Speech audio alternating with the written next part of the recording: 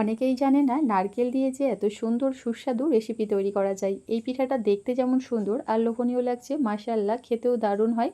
আর বানানো কিন্তু একেবারেই সহজ। হাতের কাছে থাকা ২-১টা উপকরণ দিয়েই খুব সহজে তৈরি করা যায়। চলো তাহলে রেসিপিটা দেখে নিই, আশা করছি তোমাদের ভালো লাগবে।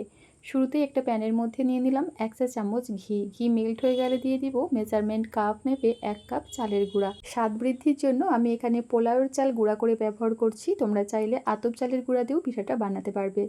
এবার চুলার ফ্লেম একেবারে লোয়ে রেখে একটা স্প্যাচুলার সাহায্যে অনবরত নাড়াচাড়া করে চালের গুঁড়াটা ৩ থেকে ৪ মিনিট সময় নিয়ে ভেজে নিব। আর এই সময়ের মধ্যে দেখবে চালের গুঁড়া থেকে খুব সুন্দর একটা স্মেল পাবে। তবে চালের গুঁড়ার কালারটা কোনোভাবে চেঞ্জ না হয় বা পুড়ে না যায় সেদিকে অবশ্যই লক্ষ্য রাখতে হবে। আমি এখানে চালের গুঁড়াটাকে ৩-৪ মিনিটের মতো খুব ভালোভাবে ভেজে নিয়েছি। এবার এটাকে একটা প্লেটের মধ্যে নামিয়ে নিচ্ছি। আর দেখতেই পাচ্ছ চালের গুঁড়ার কালারটা কিন্তু একদম চেঞ্জ হয়নি, সাদা ধপধপেই আছে। ঠিক এইভাবে চালের গুঁড়াটা ভেজে নিতে হবে।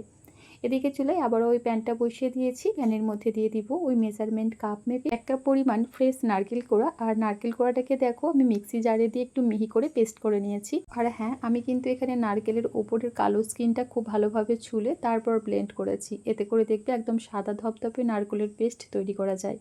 তাতে করে পিঠাটা দেখতেও ভালো লাগে আর খেতেও ভালো লাগে। সেই সাথে এখানে দিয়ে দিলাম ওই মেজারমেন্ট কাপ মেপে ১ কাপ পরিমাণ চিনি। আর চিনি মেল্ট হওয়ার জন্য আমি এখানে জাস্ট ২ চা চামচের মতো পানি অ্যাড করেছি। চুলার ফ্লেম লো টু মিডিয়ামে রেখে চিনিটা ভালোভাবে গলে যাওয়া পর্যন্ত অপেক্ষা করব। আর এই পিঠাটা তৈরি করার জন্য অবশ্যই যে কোনো বাটি অথবা কাপ সেট করে নেবে উপকরণগুলো একটু মেপে নেবার জন্য, তাহলে দেখবে রেসিপিটা বানিয়ে নিতে সুবিধা হবে। চিনি ভালোভাবে মেল্ট হয়ে গেলে এই পর্যায়ে দিয়ে দিলাম স্বাদ মতো নুন। আর পিঠার টেস্ট বৃদ্ধির জন্য দিয়ে দিলাম 1/4 কাপ গুঁড়া দুধ। সেই সাথে দিয়ে দিলাম সুন্দর একটা ফ্লেভারের জন্য 1/4 টিস্পুন এলাচের গুঁড়া। এবার এই সমস্ত কিছু উপকরণ একসঙ্গে খুব ভালোভাবে নাড়াচাড়া করে মিশিয়ে শিরাটাকে ১ থেকে ১.৫ মিনিট সময় নিয়ে ফুটিয়ে নিয়েছি। আর এখন কিন্তু শিরাটা অনেকটাই চিপচিপে আর একটা তার সৃষ্টি হচ্ছে। তো এইভাবে শিরাটাকে কিন্তু আমাদের বেশ কিছুটা ঘন করে নিতে হবে। এবার এখানে দিয়ে দিব আগে থেকে ভেজে রাখা চালের গুঁড়া। আর এই পর্যায়ে চুলার ফ্লেমটা একেবারে লোয়ে রাখতে হবে। চালের গুঁড়া অ্যাড করার সঙ্গে সঙ্গেই খুব ভালোভাবে নাড়াচাড়া করে মিশিয়ে মিশ্রণটাকে কিছুটা সময় পাক দিয়ে নেব। তো চুলার ফ্লেম একেবারে লোয়ে রেখে মিশ্রণটাকে প্রায় ২ থেকে ৩ মিনিট সময় নিয়ে নাড়াচাড়া করে নিয়েছি।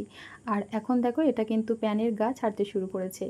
এই পর্যায়ে দিয়ে দিব 1/2 চা চামচ ঘি। ঘি ব্যবহার করলে পিঠার মধ্যে খুব সুন্দর একটা স্মেল পাবে, খেতেও ভালো লাগবে। আর পিঠার টেক্সচারটাও দেখবে খুব সুন্দর আসবে, যেটা খাবার সময় অনেক বেশি শক্ত মনে হবে না। দেখবে মুখে দেওয়ার সঙ্গে সঙ্গে জাস্ট মিলিয়ে যাবে। তো এই তো এখানে কিন্তু পিঠার জন্য ডোটা খুব সুন্দরভাবে রেডি করে নিয়েছি। চুলা থেকে নামানোর আগে অল্প একটু মিশ্রণ হাতের মধ্যে নিয়ে একটু চেক করে নিয়েছি। এটা দেখো হাতের মধ্যে কিন্তু চিপচিপে হয়ে একদম লেগে যাচ্ছে না। ঠিক এইভাবে কিন্তু ডোটা আমাদের তৈরি করে নিতে হবে। এবারে ডোটা প্যান থেকে উঠিয়ে নিচ্ছি। আর গরম থাকা অবস্থাতেই কিন্তু যে পাত্রের মধ্যে পিঠাটা সেট করব সেই পাত্রের মধ্যে নিয়ে নিতে হবে। তো দেখো আমি এখানে একটা স্টিলের প্লেট নিয়েছি আর প্লেটের মধ্যে সামান্য একটু ঘি লাগিয়ে নিলাম। এতে করে দেখবে পিঠাগুলো সেট হয়ে যাওয়ার পর সহজেই পাত্র থেকে উঠে আসবে। এবার এই মিশ্রণটা গরম থাকা অবস্থাতেই খুব ভালোভাবে সেট করে নিতে হবে।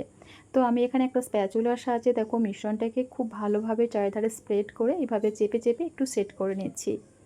আর অবশ্যই কিন্তু গরম থাকা অবস্থাতেই করতে হবে, ঠান্ডা হয়ে গেলে কিন্তু এটা জমাট বেঁধে যাবে আর সুন্দরভাবে শেপ দেওয়া যাবে না। তো দেখো আমি এখানে পিঠার 4টে সাইডের অসমান অংশগুলো একটু কেটে নিয়েছি, এতে করে পিঠাগুলো দেখতে বেশ সুন্দর লাগবে। তারপর দেখো পিঠাটাকে ঠিক এইভাবে কাট করে নিচ্ছি।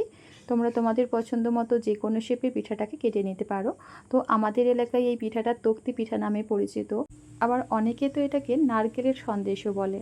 তবে এটা বানানো কিন্তু খুবই সহজ আর খেতেও ভীষণ মজার। একবার খেলে দেখবে আবারও বানাতে ইচ্ছা করবে। তাছাড়া দেখতেই পেলে বানানো কিন্তু খুবই সহজ, হাতের কাছে থাকা ২-১টা উপকরণ দিয়েই সহজে তৈরি করা যায়। আর একবার বানিয়ে এই পিঠাগুলো সপ্তাহ জুড়ে রেখেও খাওয়া যায়। তো দেখো আমি এখানে পিঠাগুলোকে ঠিক এইভাবে কাট করে নিয়েছি আর দেখতে আরও বেশি সুন্দর লাগার জন্য উপর থেকে একটু ডিজাইন করে নিয়েছি।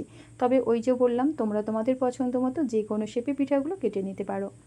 এবারে পিঠাগুলো একটা প্লেটের মধ্যে উঠিয়ে নিচ্ছি। আর ঠান্ডা হয়ে যাবার পর দেখবে পিঠাগুলো কিন্তু খুব সুন্দরভাবে সেট হয়ে যাবে, মানে শক্ত হয়ে যাবে। আর এই তো দেখতেই পাচ্ছ নারকেলের এই তক্তি পিঠাগুলো দেখতে অলরেডি কতটা বেশি সুন্দর আর লোভনীয় লাগছে। খেতেও ভীষণ মজার, মুখে দেওয়ার সঙ্গে সঙ্গেই জাস্ট মিলিয়ে যাবে। রেসিপি ভালো লাগলে প্লিজ লাইক কমেন্ট শেয়ার করো। আজ তাহলে এই পর্যন্তই, আবারও দেখা হবে নতুন কোনো রেসিপিতে। আল্লাহ হাফেজ, আসসালামু আলাইকুম।